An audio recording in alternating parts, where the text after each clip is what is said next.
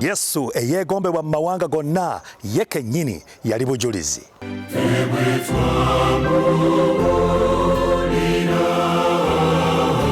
Kituyamba butajja maaso gaffe ku Yesu Kristo.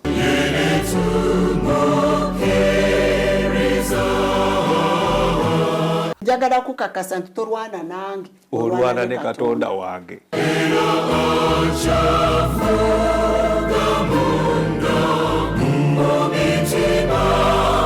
Julira Mukama ofuuke omukisa eri abalala.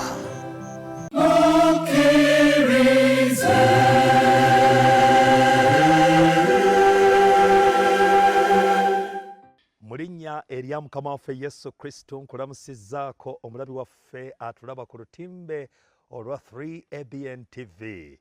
Yenze Ddembe Herbert era nate tugobye bumale tugguse buseke ne program Julira Mukama.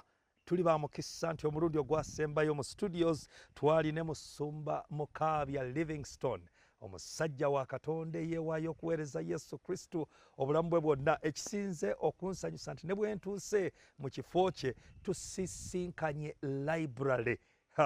Omusajja asoma ebitabo, omusajja abuulira enjiri ku myaka 83 ng'akyagenda mu maaso okujulira Mukama waffe Yesu Kristo.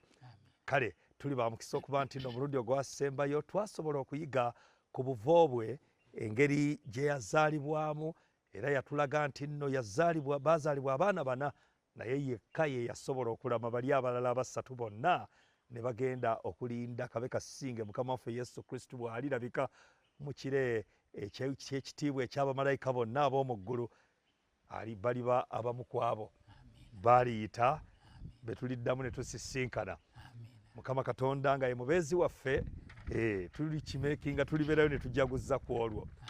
Era twalaba mu bujulirwa bwe nti yali musajja eyasooka n'ayagala ennyo obukristaayo ne yeewaayo ku lw'obukristaayo, ate nga kitaawe musajja yamwagala n'amutambuliza mu masomero g'abakristaayo. Naye buli bwe yakolanga ekyejo n'aloopa nti bampisizza bubi wano, ng'amutwala erudda eri Abadiventi gye bali ne bamuyigiriza, naye nga mwaka mulamba tamulabyeko. Ekyo ekifaananyi kye watusiigira kwegamba kirina engeri gye nakikwasaganyamu n'entunula n'abazadde baffe olunaku olwaleero.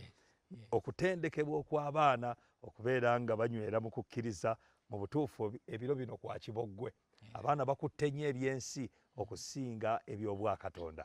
Katusuubire nti nno tunaabako ne bye tuyiga bingi nnyo mu bujulirwa buno. Omulundi ogwasembayo twamaliriza nga otututte mu High Court.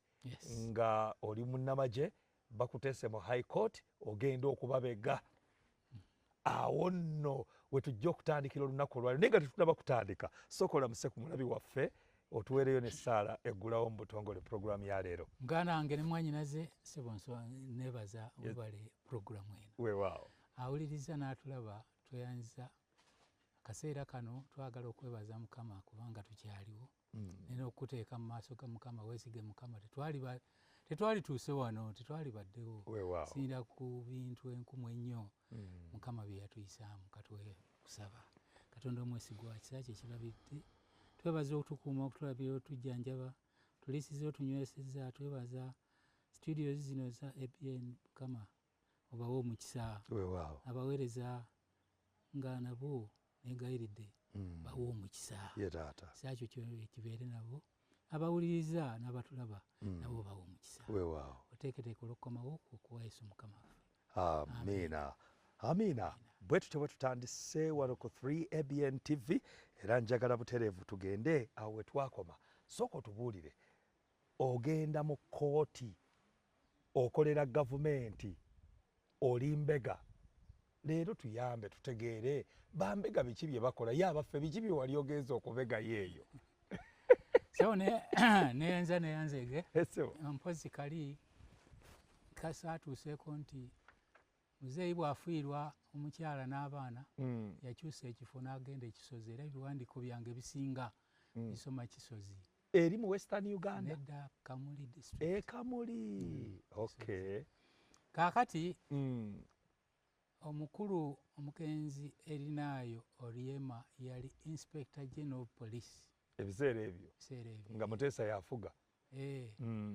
Kaakati baayagala nnyo okuketta Muteesa ngamba Obote, era Erinaayo n'antuma ŋŋende mu High Court of Uganda okette osomolere gavumenti ebyama. Era n'oyo nga bwe nkugambye yali Chief Justice yali Saudo Udoma gwe ŋŋambye nti yali muyibbo yazaalibwa yafuna doctorate mu mateeka mu 1943 era ye yali Chief Justice eyasooka mu Uganda.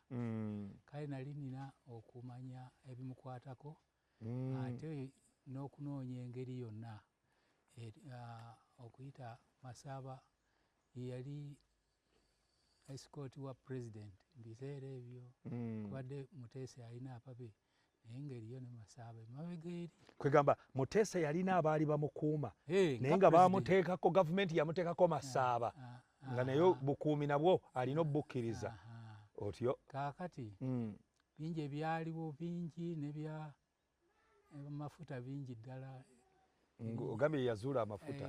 Kaakati totubuulidde wali obabega kiki kye wali obega wali otunula anti olina okumanya balowoozeza ki gavumenti otyo biki bye bakola nga ne president naye mumubega bwe mutyo oba wali just gwobega balamuzi kutegeera ki kye baliko babalaka ki. Anti yali Obote yaliwo Obote yali ayingiddewo.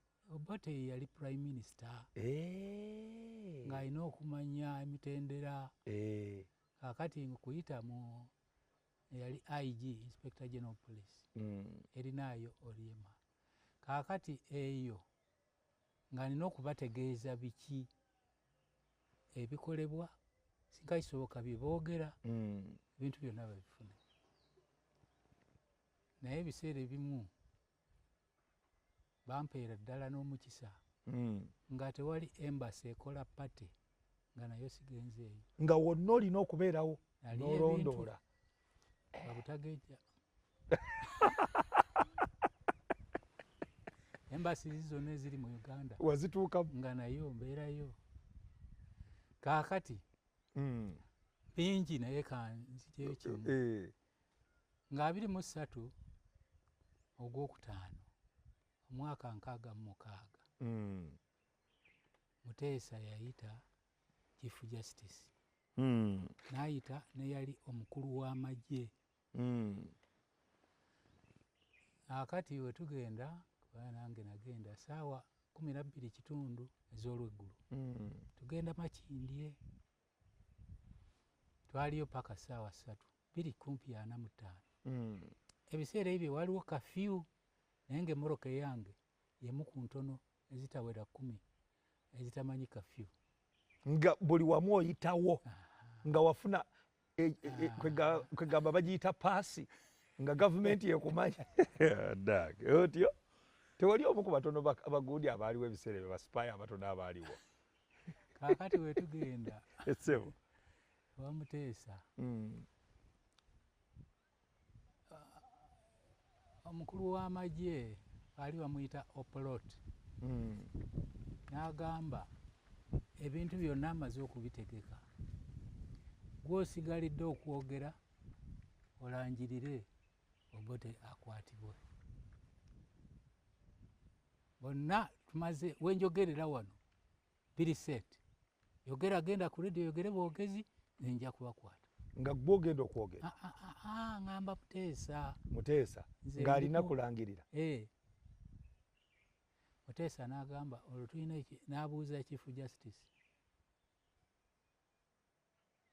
ekibanga ekikalubomu n'addamu n'agamba Abaganda bangi abajja okufa nga Chief Justice yagamba Muteesa yagamba kwegamba Muteesa yagaana okulangirira ng'ataasa Baganda baleme kufa kuba bangi baali bakufa era baali batutte ne Lwanga nga yakomandinga Kampala.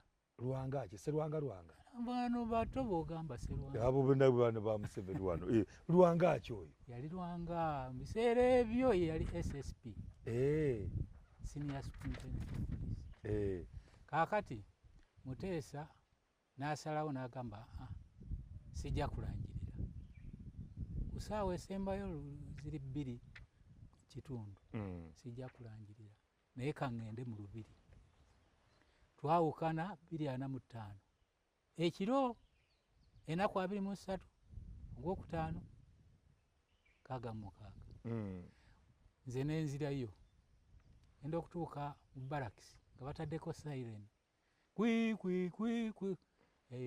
bagiyita general alarm wa special force nga line up kaakati ku ssaawa 4 ne batandika okulumba Mengo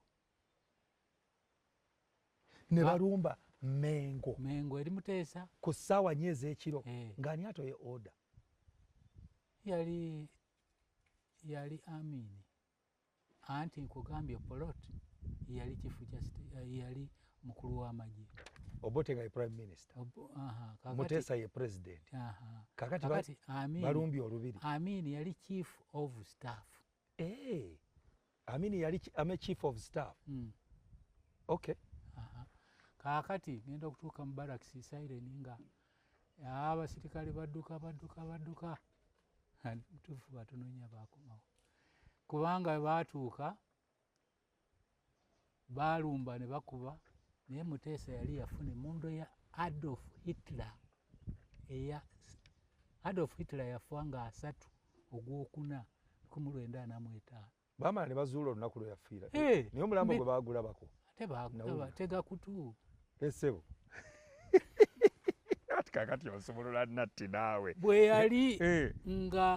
yali ebula wiiki emu mukazi lwali malaya naye nga bamuyita Eva Braven yali muganzi wa Adolf Hitler kaakati chansare oba palamenti yaabwe mwe mwali byonna yali Berlin kaakati ayita maama we abeerewo mu kumugatta aleme kufa ng'omuwulu Adolf Hitler ebula wiiki bamugatta ng'olwaleero wiiki weggwerako n'agamba Eva Braven my honey saagala kufa nga muwulu gwe muganzi wange saagala na mulala kulabeko akati kkiriza naawe tugendeko tukyala bukyazi yalina akakerenda abajamani balina akakerenda newokawunyiza bwoti ofa naye bwokamira awo wenyini bwokalira kyava akawa Eva Braven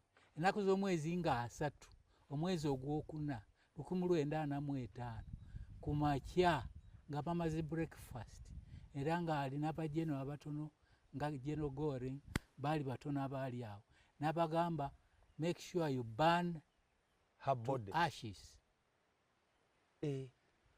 kakati bwe yamala okumuwa n'akakasa nti afudde naye kuba essasi Adolf Hitler nga 3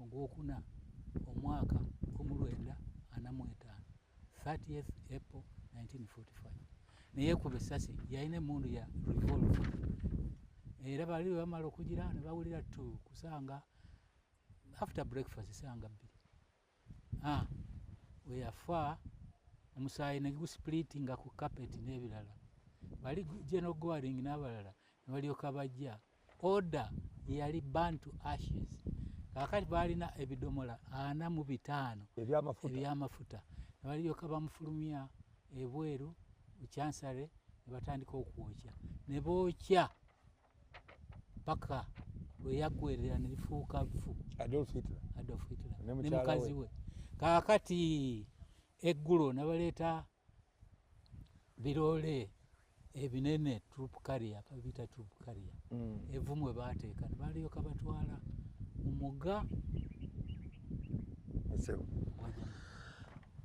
era Adolf Hitler bw'afa yaleka ebiwandiiko n'amaloboozi ge bakutte agamba nti njagenda omulaba emmundu weesinga okuvugira ennyo ng'awende mwabejindi nzija mulwane masajja namwe nenga mufu kakati playinganga nga abantu balowooza akyaliyo omulamu kumba omusajja yeefiira dda omusajja yafa okay kakati emundu eyo gye yalina yeba Muteesa gye yaleeta Muteesa gye yalina naye gye yaleeta yali mu Mengo ye yali emengo Muteesa yali roteeta y'amaanyi ekolera ku masannyalaze ate kati ye Muteesa yagijjawo emundu yasoose kugamba yalina omukwano n'Abajamani bagenda okusima amafuta kaakati n'alyoka abanga omulambo gwe tegwalabika okujjako evvu ibatwala mu river ey'Abajamani kaakati Muteesa n'aba ng'afunye emundu eyo era abaatuuka ku ssaawa 4 ojjukira 23 ogwokutaano 566 abaatuuka Mengo ku lubiri bwe bagenze kulwana teri yasigala bonna roteeta ikira efuuyiranga nyenje teri yasigala neekuba teri yasigala ku ssaawa 8 Amini kwegamba mundu ki eyo eri efuuyiranga efuuyira ennyenje abasirikale ne bakunkumuka kwegamba abamasanyalaze mugyeko amasanyalaze awo Muteesa we yakoma ne mundu nga tekyakola kuba yakolera ku yali y'amasanyalaze otyo olutalo ne lulyoka lunyooka mu lubiri olw'amaanyi nze ŋŋenda mu high court ku makya nga 24 gwokutaano 6 ŋŋenda mu high court waaliwo chief justice ye Saudi Oduma naye waaliwo chief registrar yali mukwano gwange nnyo nga bamuyita Michael Kagwa ye mutabani muzzukulu wa Apollo Kagwa otyo kale nagenda waggulu ku ofiisi ye yali mugagga nnyo era Amini yamutta ninakutegeeza kaakati ne tulyoka tuba nalina binoculars yange nga ntono naleeta eyiye ne tulaba events okuva ku ssaawa 2 paka ssaawa 6 nga mulaba biki bano abantu Mengo nga bagirumbye anti buli musirikale oba oli moroto obulidawa yanguwa operation Mengo amagye gonna baagaleeta galumbe anti gonna Mengo era bw'oba okyadde Mengo ojja kulaba olubiri nga buli katu konna kituli baalukuba ne balusesebbula kaakati bwe ziwere mu ssaawa 6:30 tulaba Mukama n'aleeta enkuba Rwanda akkiriza misana kaakati enkuba bw'etandika nga mwe muli ne binoculars eri mulengera buli ekigenda mu maaso eri elevated twali waggulu kaakati bwe ziwere ssaawa 6:30 enkuba nebanga etonnya Muteesa kwe kwemulula n'alyoka ayita mu kituli nga mumulaba oba mwe mwawulira buwulire ebyo baba bategeeza butegeeza awo waliwo nankani wali tolaba naye yemulula n'agenda ku akayanja ka Kabaka eri wansi eri mmanyiyo eyo gyafunira engeri etegeeza Archbishop nti owange oba Katoliki amufunira eganduula n'ayambala alyoka ayita ku basirikale kuba kyali kizibu alyoka agenda e Rwanda alyoka agenda e Bungereza era we nabeerera e Bungereza mu Essex nayitanga we yali ng'abeera kati gwe omusisinkana nako Muteesa mwanyumya biki tewamusisinkanako temwayogerako muntu ku muntu buli kintu nakiraba naye omu ku omu temwasobola kunyumyamukko kubanga akawala akamutira e Bungereza kakola bubi nnyo kava Mityana ke kaagera ne katta Muteesa Ssaabasajja kaakati Ssekabaka.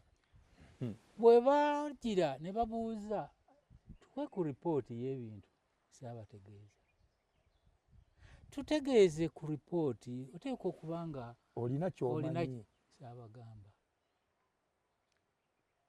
bakimanya luvannyuma mu 69 nti nabakweka era lwakizuula baali bampa transfer kugenda Muroto oba Bukwa abantu baali bafisirikale Kati nga bategeera nti ani yabategeeza oba mu kunoonyereza bagaba omusajja ono kubanga yali akola twali twamuteekayo nga mukozi wa era mu 68 Saudo Udoma bamugoba n'okumuwa tebamusiibula n'okumuwa Muroka emutwala Nigeria ne embassy yamuwa Muroka yamutwala olw'ekyo naye omusajja ono nze ebyange bijja 69 kwe kumpa transfer gy'Ejjinja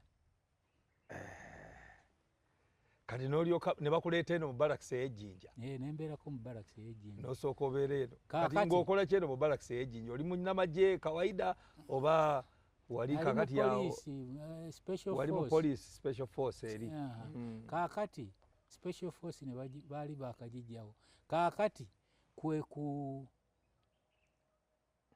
ku gamba nti tuteekwa okudiringa n'omusajja oyo naye nange mu bo nayinamu abange bwe wali naawe wapulantinga abakukolera ati wobeera omukulu olina naawe okufuna ttiimu yo wadde balina abo naye naawe bateekamu nga babiri naawe nga nti era bagambye eki bakuliko kaakati oluvannyuma Amini kwebyo naye chapita mpanvu n'engeri gye yata yali agenda okuba mukulu w'amagye naye Amini bwe baatandikira mu 74 ne bagamba omusajja ono era tuteekwa okumukolako newankubadde nga biri oba teyagenda but is a threat gwe nga bamanyi nti osirikidde bingi by'omanyi saawa yonna oyinza okubalyamu olukwe otyo era awo bantandikako aliwo right up gye nina wano mu 75 baali kalamu yabadde baagala okunkwata olwo nno lwenzijukira ebya Yesu mbijjukira ng'ensi yonna ekubijjiridde efunze bakunoonya kutta era mu January wa 75 nina right up eri awo 75 bwe nagirabako tujja kugiyitamu tulabe wali owandiise ng'olaamiriza oba ng'ogamba nga kigogamba kano kanaakali katono nina bingi naye nakolako kanaakani katono kuba namala nenziruka nengenda mu exile nova wane Uganda era bantaayiza baali baagala okunzita ne bagamba nti Amini yatuwadde promotion singa tutta omusajja ono yagamba either muleete mutwe gwe oba mukakase nti afudde Mukaabya Livingstone bakuteese ku death warrant kaakati n'alyoka ampeereza abasajja abamajje ab'amaanyi ba osi baani baali bataano actually baali bana akati we bantaayiza we bati gamba tumukole tuti ono nga bamaze okukizuula wooli bakutaayiza ate nga atoye order oyo mumuleeta mufu wano anti nali ku CPSN wane Kampala wano Ejjinja wano nali attached to CPS kakati we bankwata ku Iganga Road wamu n'agamba tumutwale tumuziwe n'agamba nti tumutwale werabidde ssente muzeeyize yatugambye balyoka bansitula ne bantwala nga nti abagambye ne tumutta baali bagenda kunzitira ku Naira awo naye Mukama nantwala tutuuka e Nakasero n'abawugula ne mabira awo bagala okunzita nati katumutwale Nakasero akati bwe bantwala e Nakasero Amini teyaliiwo kwekugamba nti bamutwale yali afulumyemu mu ggwanga. yali afulumyemu Okay. kwekugamba nti bantwale wa Chief Butcher. Chief Butcher ye musajja eyali e Nakasero eyattanga eyali mukulu w'abassi era olutuuka e Nakasero ng'olaba omusaayi okuva ku mmoroka bwepaakinze naye ng'eri bw'owulira paasi ng'omanyo yawedde. n'obbula baali ab'amaanyi. Ate nga n'obbula yali mukwano gwange nali mumanyi. Kyokka nga gye bakutwala bagenda kutta. Ku luno nali Nakasero ewa Chief Butcher ono nali Nakasero nga gye bagenda okunzitira kubanga Amini tali Amini baali bagambye bantwale oba kale bagire omutwe banagulaga Amini nti wuuyo nga bwe watugamba twamumaliriza. Kaakati bwe baagira ne balaba bwe baatuuka omukulu eyaliwo yali asula omanyi omuzikiti weguli kati Nankani Old Kampala waliwo obuyumba bubiri ye we yali asula. We baalaba nti taliwo bagaa tugende eka. We bagenda eka yali omukazi muddugavu nga muwanvu munene n'abafuluma namunagane ataliiwo. Chief Butcher taliiwo. Ayinza okuba baali bagiyita Arua Park. Wano wansi we tutera okugira ku Arua Park. Anti ye Arua Park yali yakatandika tandika mu biseera bya Amini Arua Park. Kuvaayo ne tujja ku Arua Park babuuza omukulu nga bakukulugusa bakujja eno bakutwala eno banoonya Chief Butcher atowe ode esembayo yalabe kyakukolera. Kaakati we tutuuka ne bagamba nti tubadde wano naye nga tanaakujja. Kyavaga nti tukole tutya. Kabaga nti amuddirira yewe Makindye ne bavuga ne bantwala Makindye. Kati deputy wa Chief Butcher yaba asalawo ekyenkomeredde ku ggwe. Kwatiriramu katono nnyo. Omulabi waffe obulungi atulaba ku lutimbe lwa 3ABN TV neewuunya okukola kwa Katonda. Jjukira atugambye wano mu ngero essula ya 21 olunyiriri olusooka lwennyini nti ng'emigga Mukama Katonda bw'akyusa emitima gy'abakabaka. Katonda w'amaanyi kuba mwakafaananyi omusajja wa Katonda omuweereza we aweereza Mukama Katonda gatumulira n'olunaku olwaleero. Mukama Katonda amujja mu mbeera ey'okuweereza okwa gavumenti nga mujaasi y'omu ku baali badde batta abantu abangi ennyo. Agenze mu ofiisi emu kuzikyasiiza okubeereza ez'obulabe kuba we bakutegeerera nti oyo sipayi. Ate ebiseera ebyo ndowooza ne sipayi nga bamuteekako sipayi. Kati oba onoonyereza nga naawe bakunoonyerezaako. Naye aba Mukama Katonda obulamu bwe bwabukuuma okutuusa olwaleero nga tukyamwota buliro. Ku 3ABN TV program Julira Mukama tuwumulemu katono nnyo bwe tukomawo awo wennyini we tugenda okutandikira balemeddwa okufuna Chief Butcher. Bagenze wa deputy omusajja asimattukawo atya kubanga wuuno tuli naye leero era tukyanyumya naye atuwa obujulirwa. Katudde.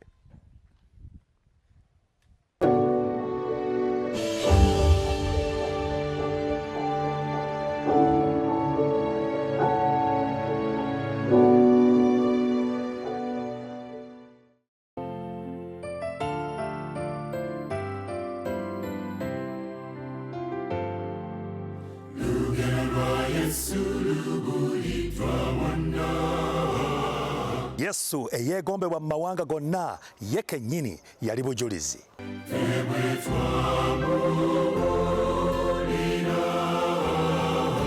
Kituyamba butajja maaso gaffe ku Yesu Kristo.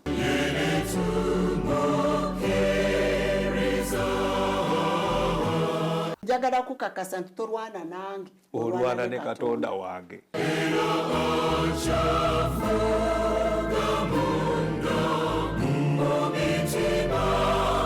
Julira Mukama ofuuke omukisa eri abalala.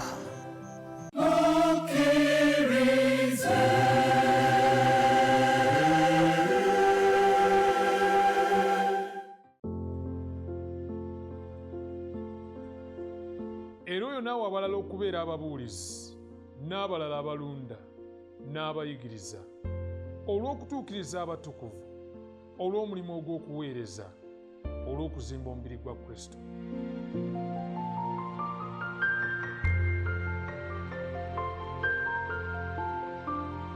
Mu buufu obwo ekkanisa ey'ensi yonna eya Seventh Adventist Church yateekawo okuyiga Bible okw'abakulu, the quarterly adult Sabbath school lesson, n'ekigendererwa eky'okukula n'okutuukirira mu kukkiriza. Okozebwa kw'obulamu mu linnya lya Yesu tekitegeeza nti olwo buli kye twogeddeko kigenda kukolebwa mu budde bwaffe, mu ngeri yaffe ne mu ndowooza yaffe. N'olwekyo lesson week eno ekuyigiriza enjiri ey'emirembe n'emirembe ey'obulokozi. Etteeka lya Katonda eritajjulukuka, ŋŋamba amateeka 10. okuviira ddala munda oli muntu mulungi n'ebikolwa ku muluka bikole ki biba automatic. biba automatic kubanga obikola mu kwagala, obikola mu kusanyuka, obikola mu mirembe. Yogera ku biseera eby'enkomerero okutuukirira mu mpisa ez'okutya Katonda. naye ate nga n'omwoyo ansika nkole bwe nti Yes. kati nensiŋŋaana nga ndi awo wakati naye ng'ate amaanyi ag'omubiri mangi nnyo gampala awala okukola ekyo kubanga ekyo kyenjagala. Nga bwe twetegekera okujja kwa Yesu Kristo okusembedde. N'olwekyo we tuli weewali omugguukiriro ogwa boundary egenda okusunsula asala n'atakola ki. N'olwekyo we kubanga obadde weebase gy'ekiseera ozuukuke. Mu lesson week eno nkuleetera abasumba baffe ab'enjawulo, abakadde b'amakanisa, ababuulizi b'enjiri, gattako abavubuka envuumuulo. Lesson week eno Sabiri paka saa 3 ez'akawungeezi nga twaniza Sabit ku 3ABN Uganda, Avento Productions ku YouTube, nange Yonasaani Matovu Munagomba.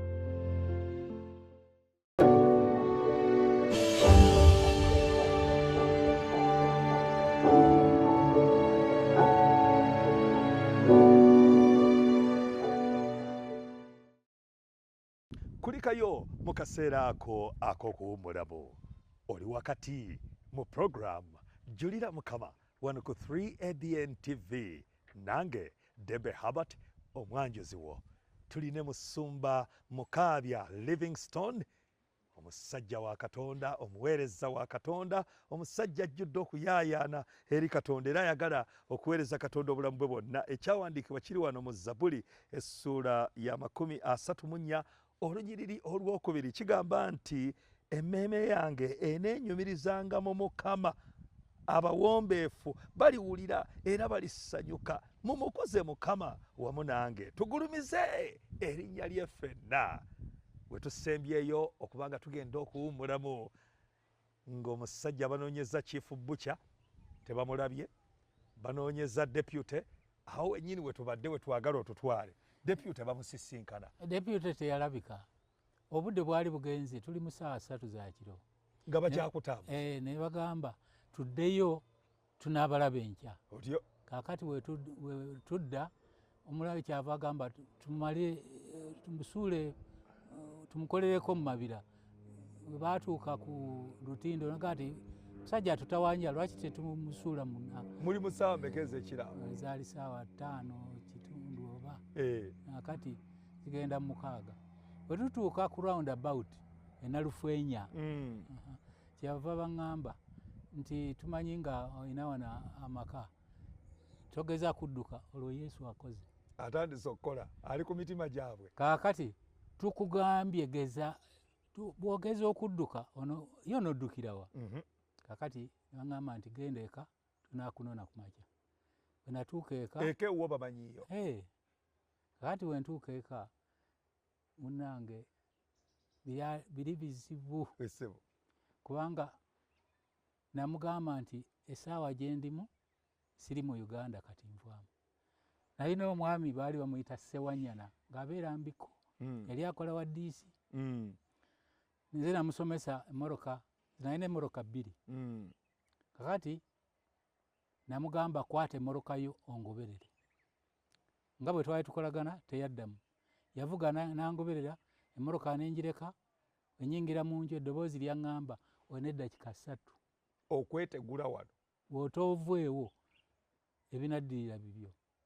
Natunulira abaana bonna biri bizibu naye nalinga nategeka nga ina briefcase ereeberamu engoye esente buli kintu nga weetegekera nti akagwawo konna ngaera ow'emirimu egyo oba omanyi ssaawa yonna kitunula gy'oli. Kaakati ne mugamba nvuga moroka yange nenjireka nenyingira mu moroka yiye nanvuga paka Busia ku booda. Ekiro ekyo nga bagambye tukomawo twali tuva eka eringa Crested Crane ne tulengera emmoroka nga ziri ku misinde ne mugamba wetera wano ku barracks tuwetera awo bajjanga eno ffe nga tuyise ndowooza tebamanya lyetukutte Mukama yatuyamba yababikka amaaso. Kaakati bwe ntuuka eyo ne ŋŋenda wooteri y'Abasumaali eye Busia Tororo nagenda Tororo baatuuka Tororo ne mbuukinga ne mbeerawo bwali bukya ne ŋŋenda mu katale ne ngulayo ebyennyanja ne ngulayo n'amenvu mu ngeri kakati awo tutandise essebo kaakati neninya emmoroka ey'Emalaba entuuse Malaba booda yali eri nenviiramu wano waliwo akayumba katonotono bwe kati omwami waawo yaliwo natuuka neteekako simaila alo oli ngeri ki senga ali luddawa mubuuza mukyala we senga ali luddawa muleeteddeko obwennyanja buno eryeko twali tukyayogera sirikale ne bajja tenawuyu kakati oyo yagamba oyo mwana wa wano anti ne senga we taliiwo kale tugamba lyeko ne balyako ku menvu ne bagenda ne bakutta nga tebamanyi. Kaakati ku ssaawa 6 kitundu awo nengera ku sayidi eno abaali balunda nenkwata omuggo n'akasawo kange nakalina akalimu ebyange sente n'ebirala. Kaakati River Malaba mubi nnyo njimanyi twawugira ng'omwo kaakati enkuba weba esusse etonye gonna gabuyimba ne gayitirira. Kaakati abamagendo basalanga ogw'omugga nagenda nange nina omuggo tulunda okuva essaawa ezo ssaawa 6 kitundu paka ssaawa zigenda mu 10 tulunda ndi mulunzi naye nga tulunda weŋŋenda ku mugga nga bwe ofune wookola kiwobwakira. Kaakati ŋŋenda okutuuka ku mugga omugga gwali gujjudde era n'omukazi yali neŋŋamba Yesu wooli nenyingira omugga amazzi ngenda okulaba gali mu lubuto gali mu kifuba eno nkutte briefcase nga wali owuzeeko nali mpuzeeko naye biri bizibu nga ka briefcase ko mwe muli obulamu bwo mwe muli kasente kotandikirako wemala okusala bwe nti kyenva mbuuza abakazi abaali banonya amazzi akati mbaga ani erosi wa wano mukulu wa wano nti gundi wandiika wano owundo naye nakatambula asirikana we nani we basi ati inatoka hizi nachoka wacha mi naenda kwa Owundo bawulira ngati anajua hata Owundo ebiseera baalinga bamayumba 10 tuli mu mwaka kyawo 75 75 kaakati bwe njira Owundo mpiseewo nembuuza ate omukulu kyali awo kyamaani nowandiika wano kaakati nsanga abalala we namulagani mi natoka hapa kwa Owundo natoka najua Owundo basi wachana mlevi basi awo nensomoka ng'ogenda mpolampola bwotyo kaati okutuusa lwenafuna nagenda ku luguudo ndyoka nfuna baasi zantwala sayidi eyo nendyoka nfuna zantuuse Nairobi tuuka Nairobi nayo nga kiyitirivu ekiro kyonna kyali kizibu ku makya kyenva nkeera ne baasi baali bagiyita Malayika eze Mombasa neninya tuuka e Mombasa naye nga information etuuse nga bakunoonya eh nga bakyakuwenja nga bamaze n'okuteekako extradition order. Kaakati wentuuka eyo buli wenatuukanga mikwano gyange kanti totuleetera leka wabadde bbanga lyayita naye nga buli wenjiraga nti wabadde wakavaawo ajasi ne bajja tojja babadde bakava wano ebyo byonna. Kaakati wali Fort Jesus awo omanyi bajja nze ndi wansi nagula amawulire bwegati kutta amawulire nsoma naye nga amaaso obanga asoma naye ng'olengera eri. Kakati balina binoculars neyongererako ddala nti mawulire nengaziya twatwala ebbanga nga banoonya tebandaba kwegenda nenoonya kubaka Mombasa katono katandise okuba katono kukwata ekkubo erigenda e Tanzania neŋŋenda bayitayo Likoni eyo nempangisa gye nali era eyo gye nziramu okusoma Bayibuli okuva lubereberye paka kubikkulirwa kubanga nafuna ekiseera ekisoma waliwo ekiseera newe nkutuusaayo nagendayo nange natya amazzi gagiranga ne gagenda ku makya olweggulo ne gadda era nawuliranga akawewo nemanyako nze obudde butuuse obwokuva wano okumala ebbanga eyo naliyo n'ofuna ku chance esoma ku Bayibuli ng'olaba kyekiddukiro kyo weewokka woyinza okufunira ku waliwo hoteri bagiyita Oceanic Hotel mu kudduka okwo nanoonya awokusula nga tewali eri yonna musaako mwerere musaako kitegeeza abasirikale bangi banoonyereza abantu.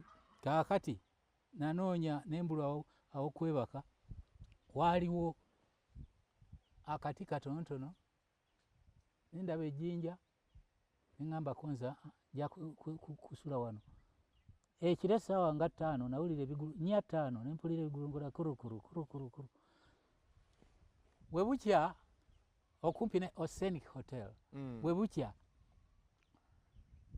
neŋŋendako sayidi endala ŋŋenda okuddako nze kandabe we nasuze nasanga awali we nasuze waaliwo ejjinja lyenezizikanga naye nga waliwo ekinnya kyali kya misota emisota gye nawuliranga gigalangatana kurukuru nga giyingira gyali era saddayo Mukama Katonda n'akuyisa ne ku misota.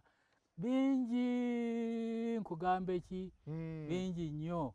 Waliwo mukwano gwange sente zinzigweddeko olwo mukwano gwange yali muvuzi wa nnyonyi yegireeta n'agipaakinga Embakasi Nairobi n'ajja neneegattako e Mombasa twali naye ne batunda amaka ge ag'entebe mu Kitoolo ne batuweereza sente naŋŋamba tugende neŋŋamba kansabe Mukama ono mwennyini ono gwe mbadde njigako mu Bayibuli wano leka mwegayirire.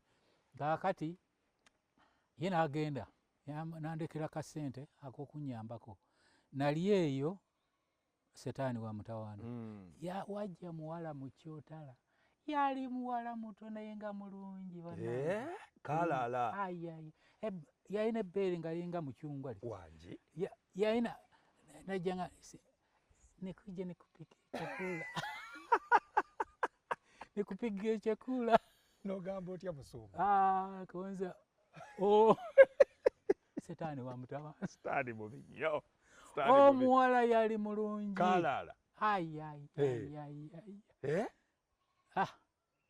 obudde bugenda buyitirira obw'okubeera eyo ne wabaawo omuntu omu gwe baawa ssente anoonye bali baŋŋambye abasirikale ba Amini kakati ne bajja bagamba nti affe twamulabako tumanya ali Likoni. Mukama naŋŋamba ekiro ekyo mu kiro nempulira eddoboozi ga nti va wano bwono toobu ebiddirira binaaba bibyo. Kaakati olwo lwennyini olw'eggulo nenvaayo nzija ate okulinnya Malayika baasi abasirikale ne bajja nga wavuddewo olwo lwennyini nebalyoka kyokka eyandyamu olukwe eyali abalagiridde yabba akagaali ne baleeta ejjinja ne bamusuula mu baasiba ku kagaali ku jjinja ne bamusuula mu Indian Ocean. Era okuva eyo bingi byendeseeyo ne bamutta eyakuliddemu olukwe baasuula eyo gwe ng'okyeyongerayo mu maaso. Kaakati bwe ntuuka Malaba neŋŋamba nakurosinga ntya nze ddoboozi liŋŋamba Yesu ali naawe. Okomawo ate Uganda? Nagamba Amiini yatondebwa nga muntu, nange natondebwa. naawe oli muntu. Katonda sala omusango, nina musango ki n'Amiini. Kaakati mba ntuuka ku booda olukubakuba ne lutandika olufuuyirira. Lufuuyirira nensaba Mukama gw'omanyi mu kucrossing okutuuka kaakati ngenda okuyingira Malaba booda amasannyalaze ne gavaako gaviirako ddala bejwi asirikale n'abantu bonna abaali ku booda ne badduka. Nempitawo buwomu bwenti mu nkuba, enkuba etonnya mu maaso teri nkuba etonnya mabega. Bwe ntuukako nagamba nti sijja kutambuza kuyita mu luguudo, kwe kuyita Muleerwe. Wakati we nali mpita Muleerwe, ku Leerwe rail line side ya Uganda, abajaasi bali eno n'eno rail line eri wakati. Ne ŋŋamba Yesu mpaayooko akaseera nkuyimbireko akayimba oba naafu asimanyi naye nkuyimbiremu akayimba, naye nga n'ekigere okukitwala bw'oti toyinza owulira ng'ofa nekutuusa, naye ng'abajaasi oba 50 eno bonna beeyaze n'emmundu nekutuusa nasomoka bwenti. Kakati bwe nsomoka nenzijukira neŋŋamba kangendeko ku poliisi ntegere ebiri eno. Ntuuka ku poliisi osi yali eyawe Malaba osina bwe yandaba nagamukabya esaagala musaayi gw'okubeera ku nze genda. Bwe nali ngaagira obusiru buwandiko akasawo nali nkatadde kumpi n'oluguudo, kwe kulengera emmoroka ng'ejja nengwako eno kava ngeri yaffe eri. Bwe bagiyimirirawe bati nolaba akasawo baasi musirikale mugaa wakyana watu ya magendo baasi eyo gye nava endyoka nzija mu woteri yaffe eri ey'ettololo ey'Abasumaali. Era waliwo baasi ezaavanga Soroti ebiseera ebyo Soroti Kampala. Kakati eyo gye nalinnya olweggulo kuba nasiiba omwo mu woteri olweggulo nenzija ne baasi eyo. Mba ntuuka ku mayiro 2 nebaayo omusirikale yandaba asiya mukaabi oyo ate ne sente aliko sente. Nga wali omanyikiddwa buli wamu wali nkoko njeru. Kaakati engeri gye wali omukulembeze mu poliisi ate nga ensi yonna yali ekumanyi ate nga bakuteeseko extradition order. Kaakati bwe mba mu kifo ky'okutuuka mu bus park aviiramu eno ku Main Street eno wegenda ekimaka gye nali mbeera nenkuba essimu zaaliko, nalina amasimu, nalina amaka ekakira nenkubira omukyala nagamba togeza kugenda naye baali bagenza okumutta naye abaana baali balwadde ku olwo n'atasulayo. Yasanga bisokompola 20 ku buliri. Kaakati nembanga agaali amaka nalina nga bwolaba geeti eyo nga waliwo ekimuli awo ago gaali amaka gange. Bwe buziba omwembeera omanya mangu ajja biki bwakuyitako owulira biki otegeera ekigenda. Naye naawe tewali mwangu kubanga engeri gy'obeera nga ate ova ewala ate ng'okomawo kigambo kya Katonda kino nagamba mu nkambi ya Adui yennyini. Anti nagamba naddamu nensaba ko nze naye gwe Katonda gy'oli oba gy'oli ddala gy'oli oba nga gy'oli njagala tuula mu ntebe yo nga bw'oli ono Amiini nze otuwozese bwanansinga kale anankuba. Kaakati okuva olwo ndyoka nsalawo konze ngenda kulaba Amini ku luno nze kennyini maaso ku maaso ng'ate bwe bakunoonya kyokka nga yateekayo extradition order kati ate wuuyo jja oyagala musisinkana kaakati bwe tutuuka oh my God bwe tutuuka awo ku Lutindo awo waliwo abasirikale on Falls Dam waliwo abasirikale basatu olukuba lwali lufuuyira naga nti omusajja si yono naye saayongeramu saakendeeza bwe nagenda bwe ntuuka ku Nile Breweries awo ku stage awo basi gye siyimiriza yajja neyimirira yangwa muntu omu nenyingira ngenda okutuuka nembuuza nti Amini era yagenze ku safari neŋŋamba konza bintu bino ne poliisi eteeka okubaamu kangende wa IG Inspector General Police neŋŋenda wengenda okutuuka wabaawo abasirikale bangi nga tebaliiwo neeri ku mulyango eriyo akuuma naye nga taliiyo neŋŋenda nga afende wanasema ati wanatafuta mimi naga nti badde sitegedde gwani nemukabya fayiro eri ne omusajja eyali omussa ennyo oyo yaso yali mukwano gwange naye yali saaga abantu amasapatu waliwo kano erinnya nja kulijjukira oyo mulala waliwo ne kano ono yali omukulu wabambega yali mukulu waabwe Ali Toweri erinnya Ali Toweri ab'ebiseera ebyo bamanyi kyenjogera Ali Toweri nti yalina fayiro kakati naye yali agenze ku mission endala Ali Toweri yali musi nnyo lumu yali agenze okulabako banne naye bamukwatira embuzi nti okugulawo bwati nga eryegwe yafiiridde mu buutu yali Toweri oyo attira ne mu buutu ye kaakati ngenda okugira sajja baali bakanywa musaayi abo bannange nga mu buutu mu mmotoka yali Toweri otyo kaakati nangamba komawo enkya natambulira mwezi nga tajja olunaku olusembayo Obura tewali ntambula twatambuzanga bigere okuva ku Parliament okujja Enakawa anti yali abeera wali mu barakisi Enakawa kaakati kyava babaawo sajenti omu naga nti kyava dduka n'agenda ew'Obura naga nti mutuyimikushaona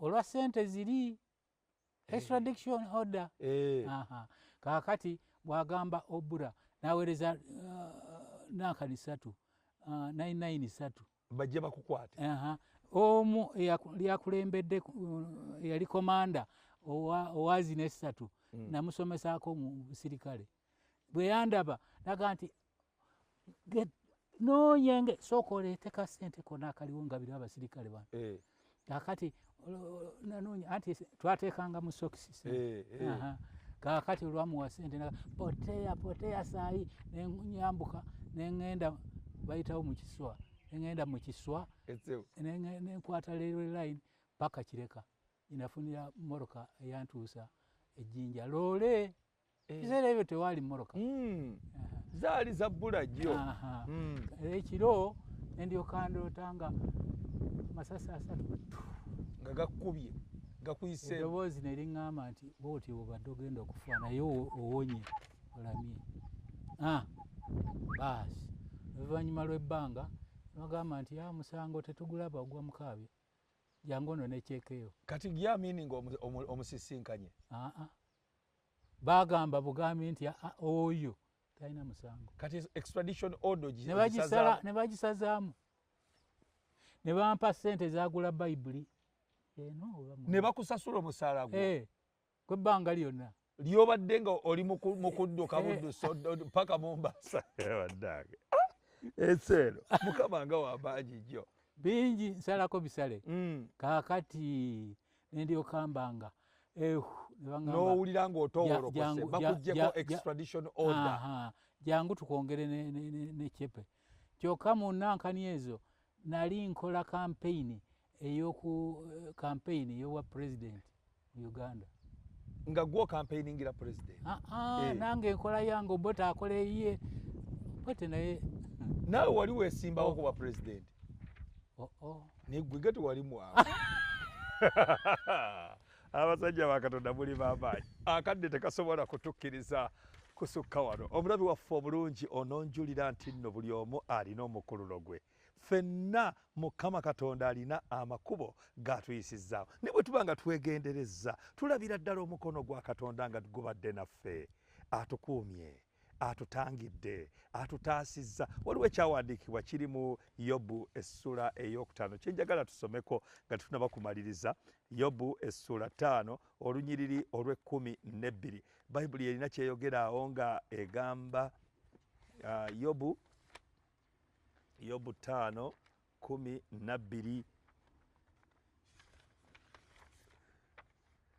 tujja kutandikirawo wulira bayibuli bwegamba agamba nti nno atta enkwe z'abagerengetanya emikono gyabwe ne gitayinza kutuukiriza bye batandise owulira 13 nti akwasa abagezi olukwe lwabwe bo n'okuteesa kw'ab'ekyejo kumenyekera ddala kale bannange mukama katonda waffe w'amaanyi bwe ntunula n'endaba engeri gye yataasaamu obulamu bwo bwe ntunula n'endaba engeri gye wali olowooza nti nno emisango ogenda kugimaza mbiro n'osooka n'odduka n'olabira ddala ng'odduse kawedde kuba wali badde weeyongerayo n'otuuka ne Bungereza naye wali olina okudda ate ng'okomawo ng'ogamba njagala kusisinkana Amini ambuulire lwaki agamba banzite namukola ki kati ate ogenda okutuuka nga tewaliyo na musango gwe wazza naye nga mukama katonda akuyisizza mu mannyo g'empisi okutuusa kaakano tukyakwota buliro agulumizibwe Yesu Kristo nga tumaliriza puroguramu eno njagala otulule mu kamera obulire omulabi waffe ntanda ki gy'omusibirira ku ebyo bye tulaze by'otuyigiriza oba by'otubuulidde mu puroguramu eno sebo nayanza nayanzege mukama w'ekitiibwa ng'olunyiri lugamba nti nyiri nnyingi zoogera ku bingi eby'abantu abali mu bizibu ng'olusozi Sayuuni bwe lunywerera emirembe gyonna n'okwagala kwa katonda bwe kutyo weewaawo kubanga namala nengendako Bungereza wa naye ekikulu ekyalimu nti omukono gwa katonda gwampanirira ndyoka ntuuka okubeera omuntu wa katonda tujja kutuuka waawo ojja kutunyumiza mu puroguramu eddako era mukama ow'ekisa gwoba onywererako muganda wange mukama akuwa omukisa amiina omulabi waffe omulungi tukwebaza olwakadde kofiisizza okwota puroguramu eno obuliro olwo lwe lugero lwa muganda waffe Mukaabya Livingstone omusajja enjasabiggu eŋŋwaŋŋuli nkonge ya mulyango bw'etekuba mayingira ekkuba amafuluma n'olalirira ero nno lugero engero z'Abaganda omusajja gwe tulabye nti nno si kaswiti nti onookanuuna mu kamwa n'okaleka ne kaggwerera n'adduka ate n'akomawo awo nno wendabidde nti nno gwe ne Musa tewali njawulo owulidde kuba ne Musa yadduka naye ate bwe yatuuka eyo Mukama n'amugamba oddayo kununula baana bange Abayisirayiri ate n'akomawo mu maaso ga Falaawo kale tulaba Mukama Katonda ng'amukozesa bwe tunaaba nga tufunye chance nga tukoma omulundi omulala alitunyumiza ku biki ebyaddirira weebale nnyo katusabe Katonda kitaffe omulungi atwagala ennyo otukoze obulungi obutagambika bw'otuwadde omukisa okuwulira obujulirwa obw'omuddu wo Mukaabya Livingstone era tukwebaza olw'ebyo Mukama Katonda waffe byasobodde okuttottola ebiragira ddala nti nno oli Katonda omunene oli Katonda ow'amaanyi atenkanika oli Katonda afuga emitima era ng'emigga gw'ogikyusa nga bw'oyagala tukulabye Mukama Katonda waffe ng'okoze mu bulamu bwe ebitagambika okubeera ng'omuwaniriridde okutuusa ku lunaku luno olwaleero era tusabira buli wa Luganda asobodde okulaba TV eyo n'abo abatannakukkiriza Mukama Katonda waffe okole omulimu mu ffe ffenna ng'otuteekateeka olw'obwakabaka bwo obw'omuggulu ffenna bwe tusuubira obunaatera okujja mbeera naffe kaakano tukuume mirembe okutuusa lwe tuliddiŋŋana nate mu puroguramu eddako mu linnya egganzi erya Mukama waffe Yesu Kristo tusabye n'okukkiriza amiina amiina agulumizibwe Yesu Kristo okutuusa omulundi omulala beera bulungi babayi amiina